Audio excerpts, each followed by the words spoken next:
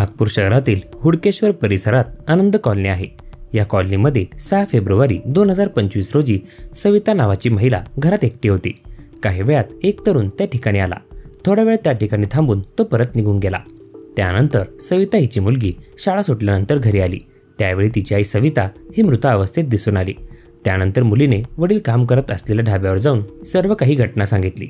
सविताचा पती जेव्हा घरी आला त्यावेळी सविताला रुग्णालयात घेऊन गेला। रुग्णालयात घेऊन गेल्यानंतर डॉक्टरांनी तिला मयत घोषित केले। त्यावेळी रुग्णालय परिसरात असलेल्या पोलीस चौकीमध्ये या घटनेची नोंद करण्यात आली। त्यानंतर पोलिसांनी सविताच्या पतीशी बोलत असताना सर्व काही हकीकत विचारली। तेव्हा सविताच्या पतीने मी कामावर गेल्यानंतर घरी काय झाले हे माहीत नसल्याचे सांगितले। सकाळपर्यंत पोलिसांच्या हातात रुग्णालयाचा रिपोर्ट आला। त्यावेळी सविता हिचा खून करण्यात आल्याचं समोर आलं। त्यानंतर सविताचा खून करण्याअगोदर शरीर संबंध करण्यात आल्याचे रिपोर्टमध्ये स्पष्ट होत होते। त्यामुळे पोलिसांना प्रश्न पडला होता की सविता घरात एकटी असताना या ठिकाणी कोण आले आणि सविता हिच्याबरोबर एवढ्या क्रूर पद्धतीने असे कोणी केले याचा शोध घेणे पोलिसांसमोर आव्हान होते। जेव्हा पोलीस या प्रकरणाच्या मुळाशी गेले तेव्हा या प्रकरणातील मुख्य आरोपी रोहित गणेश टेकाम हा असल्याचे समोर आले। पोलिसांनी रोहितचा शोध घेतला आणि त्याला तत्काळ ताब्यात घेतले। पोलिसांनी त्याला ताब्यात घेतले त्यावेळी सर्व प्रकरण बाहेर आले। त्यांनी जी काही हकीकत सांगितली ते ऐकून पोलीसही हादरले होते, कारण गुन्हा जेवढा साधा दिसत होता त्यापेक्षा त्याच्या मागील हेतू फारच गंभीर होता। नागपूर शहरात सविता गेल्या काही वर्षांपासून राहत होती। तिचा पती ढाब्यावर काम करत होता तर मुलगी शाळेत जात होती। सविता देखील बांधकामाच्या ठिकाणी काम करण्यासाठी जात होती। बांधकाम करत असताना तिची ओळख रोहित याच्याबरोबर झाली।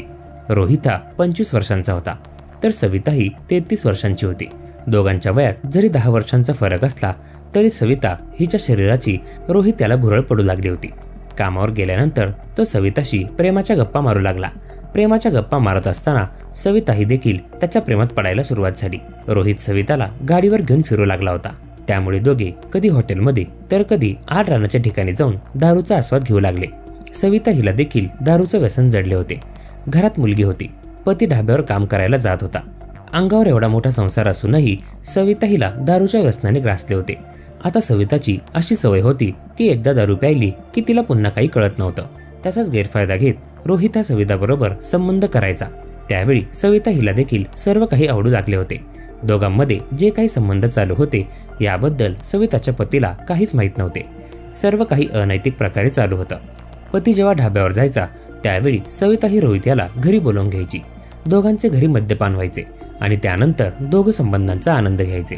सविता ही बांधकामाच्या ठिकाणी कामाला होती, त्यामुळे तिने रोहित भेटल्यापासून कामाकडे दुर्लक्ष केले होते।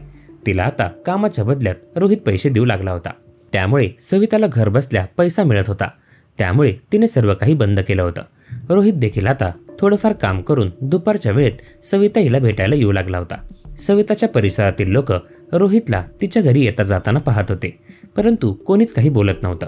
अथवा सविताच्या पतीला सुद्धा कोणी काही सांगितलं नव्हतं। काही दिवस दोघांचं जे काही चालू होतं ते अतिशय आनंदात चालू होतं, पण शेवटी अनैतिक संबंधांना कधीतरी आळकाठी येतेच। काही दिवस तर रोहितने सविताला न मागता पैसे दिले होते, पण नंतर पैसे देण्यास तो टाळाटाळ करू लागला, कारण त्याची ही परिस्थिती सवितामुळे बिकट झाली होती।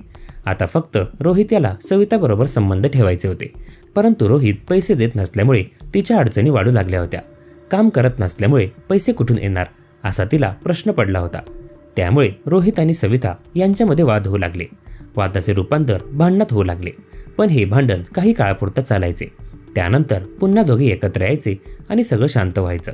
गुरुवार दिनांक 6 फेब्रुवारी 2025 दिवस उजाडला। सविता ही नेहमीप्रमाणे घरातील काम करत होती। काही वेळात तिचा पती ढाब्यावर कामाला गेला आणि मुलगी शाळेत गेली। दुपारची वेळ झाली होती। सविता हिने रोहितला फोन केला, आज मला भेटायला ये आणि येताना काहीतरी घेऊन ये असं सांगितले। त्यानुसार रोहित हा दुपारी घरी आला आणि येताना मद्यप्राशन करण्याचे साहित्य घेऊन आला। पण आज सविता वेगळ्याच मूडमध्ये होती। तिला वाटत होतं की रोहितने आज तिला पैसे द्यावे। एवढे दिवस तो माझ्याबरोबर आहे, पण आता जर दुर्लक्ष करत असेल तर माझं पुढचं आयुष्य चांगलं जाणार नाही। रोहित याने आजूबाजूचा अंदाज घेत घरात प्रवेश केला। घरात प्रवेश केल्यानंतर सविता ही रोहित याची वाट पाहत होती। काही वेळातच सविता हिने घराचा दरवाजा लावून घेतला।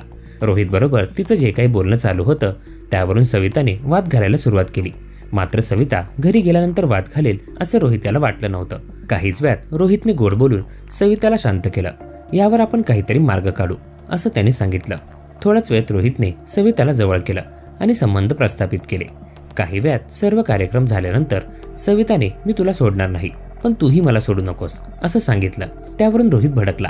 आतापर्यंत मी तुला सांभाळून घेतलं आहे आणि कामाच्या ठिकाणी देखील तुला जाऊ दिलं नाही, पण आता माझी परिस्थिती सुद्धा बिकट झाली आहे, त्यामुळे यापुढे मी तुझा खर्च भागवू शकणार नाही, असं म्हणताच सविताच्या तळपायाची आग मस्तकात गेली होती आणि ती रोहितवर तुटून पडली. याचवेळी रोहितने देखील सविताला बेदम मारहाण केली. या मारहाणीत सविताच्या वर्मी मार लागला. यामध्ये तिच्या नाकातोंडातून रक्त येऊ लागले. त्यावेळी रोहित घरातून पळून गेला. दुपारी आलेला रोहित याने 4 वाजेपर्यंत सविताबरोबर वेळ घालवला आणि जाताना घराचा दरवाजा लावून घेतला. थोड्याच वेळात मुलगी श्यामल शाळेतून घरी आली. त्यावेळी तिने आई सविता हिला रक्ताच्या थरोळ्यात पडलेलं पाहिलं. त्यावेळी ती ढाब्यावर वडिलांकडे पळत गेली. वडिलांना सर्व काही सांगितले. सविता हिचा पती जेव्हा घरी आला त्यावेळी सविता हिला रुग्णालयात नेण्यात आलं, पण तोपर्यंत खूप उशीर झाला होता. हुडकेश्वर पोलिसांना याची माहिती दिली गेली. त्यावेळी वरिष्ठ पोलीस निरीक्षक ज्ञानेश्वर भोडकर यांनी घटनास्थळी भेट देऊन तपास कार्याला सुरुवात केली. सुरुवातीला पोलिसांना देखील हे प्रकरण गुंतागुंतीचे वाटत होते. प्राथमिक स्वरूपात अकस्मात मृत्यूची नोंद करण्यात आली, पण पोलिसांनी जेव्हा आजूबाजूच्या परिसरात चौकशी केली तेव्हा त्यांना आरोपीचा सुगावा लागू लागला आणि त्याच्याच आधारे पोलिसांनी प्रकरणातील आरोपीचा शोध घेतला. त्यावेळी या सर्व प्रकरणाचा उलगडा झाला. ज्या पद्धतीने सविता हिने जे काही केलं त्याची शिक्षा तिला तर भेटली, पण पती आणि मुलगी यांच्यावर पोरकं होण्याची वेळ आली.